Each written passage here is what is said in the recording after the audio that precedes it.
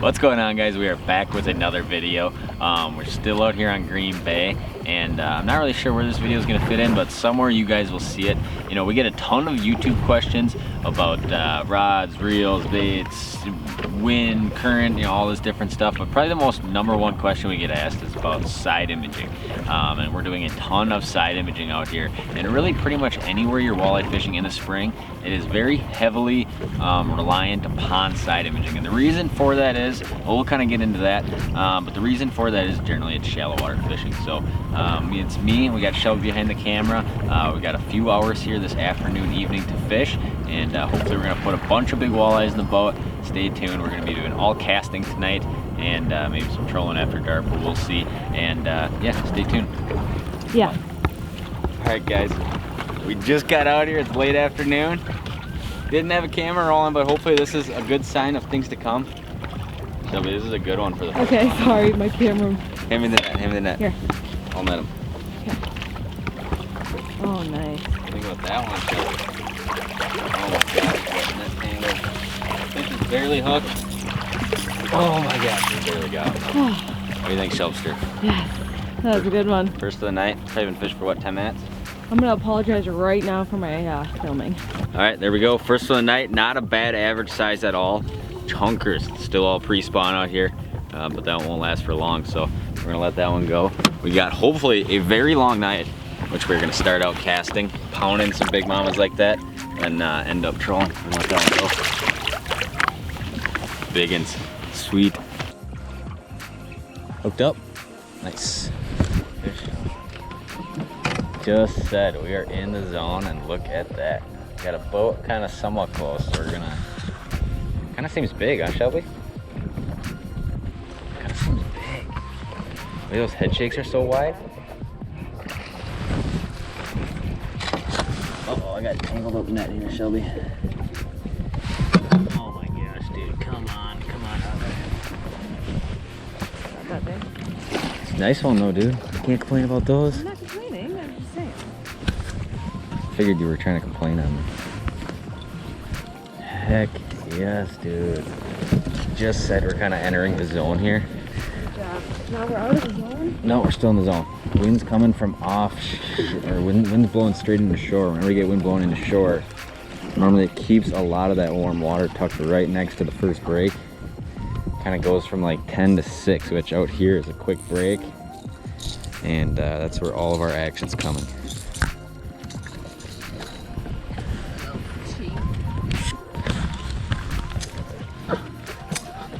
What are your thoughts? I'm excited. It's kind of been a grinder. Yeah, it has. Look at that, baby. Talk to me. Oh, just back out on Green Bay, per usual. Having a blast, catching some big uns. You're not gonna find this size in Hayward. You can find that size once out of every 300 fish. Oh, okay.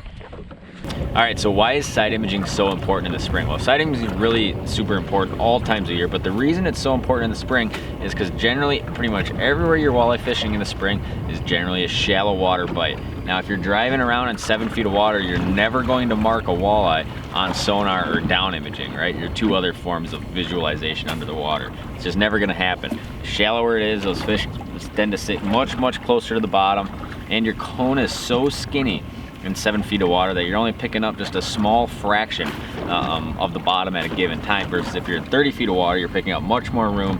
The boat doesn't spook those fish, and those fish generally, if they are in deeper water, tend to elevate a little bit more. So side imaging is your absolute friend. Now, if you're not familiar with a lot of side imaging stuff, basically the way I like to describe it, it's like shining a flashlight down on each side of the boat, right? So if a fish is sitting over here a foot off bottom and you're shining that flashlight down, you're gonna hit the fish and you'll see the fish on your side imaging, but what's really gonna be obvious is gonna be the shadow on the back side of that fish that your flashlight casts.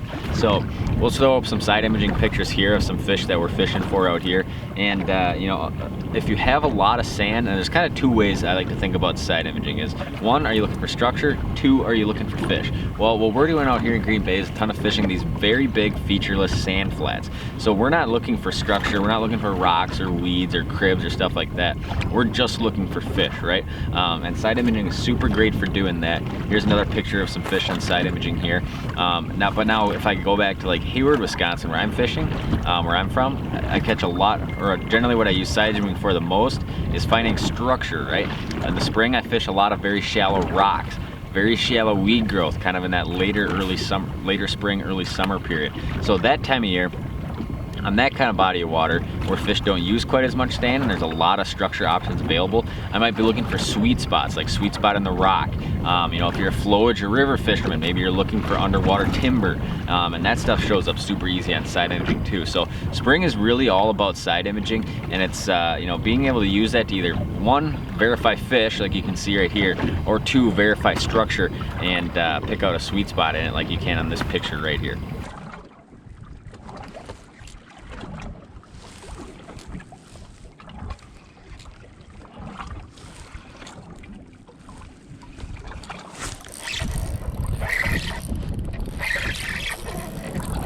Probably net.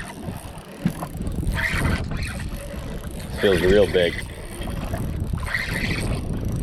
It is big. Big, big. Big, big. Scoop him. Scoop him. Scoop him. Oh, yes, dude.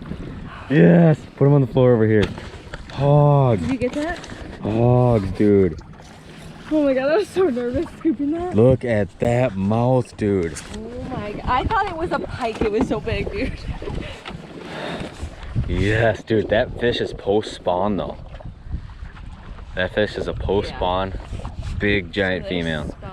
We'll give you guys a look. Look at that, guys. Absolute tank, 31-inch Green Bay walleye, absolute toad. Look how big that mouth is. That is awesome. That is exactly what we're out here for. This is a post-spawn fish, but they're still huge over here. Beautiful Green Bay walleye. Big mama right there.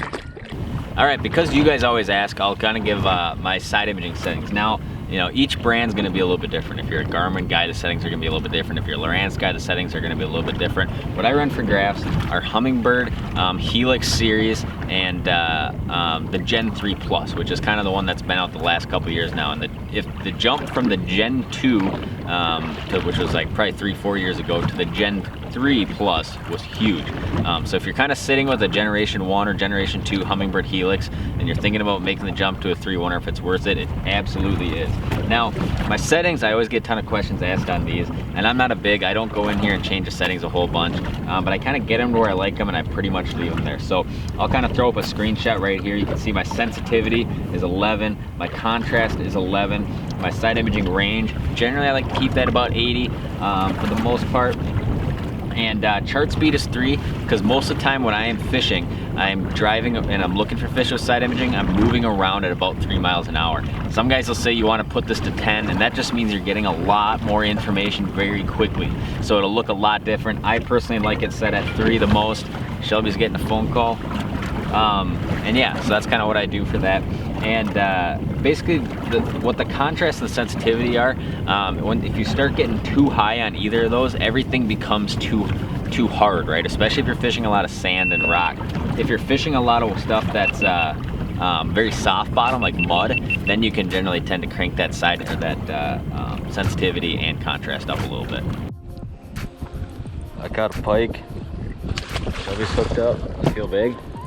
It does kind of look big. There's so much stuff in here, it might be a snag something too. Could also be a big walleye. Not that big, but it is a walleye, Shelby. It's fighting, baby.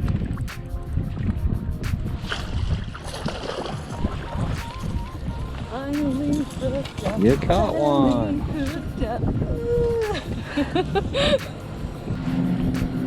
Beauty. Not a giant, but pretty fish. I'm happy.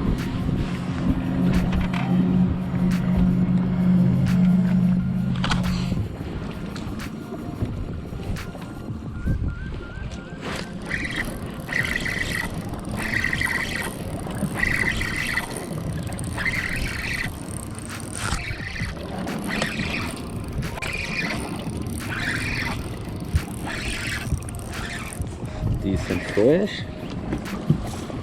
Got him there, Shelbster. There we go. And look at them on side imaging. Beauty. Sun is going down, catching walleyes. Tough to beat it. Let that guy go. Oh, there he goes. All right, well, thank you guys for watching. That is gonna wrap up today's video. What do you think, Shelby? It was a good day. It was a good day. It was not a super crazy action today, No. but any day out here can be. So hopefully it was beneficial for you guys. Hopefully you guys learned something about side imaging, kind of either whether that's my settings, kind of what I'm using it for, and hopefully you enjoyed the screenshots as well. I know that does a lot. Generally guys like the screenshots so they can visually see what we're looking at. Yeah, I'm not sure what we're gonna be doing next. We've been talking about kind of brown trout fishing, but we will have a ton more walleye stuff in the forecast here.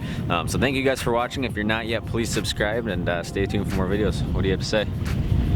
I don't know. Why do you? Come on, you gotta wrap this up. I'm excited for some brown trout. Will we even catch a brown trout if we go? I'm gonna be positive and say hell yeah we will. All right, close it out.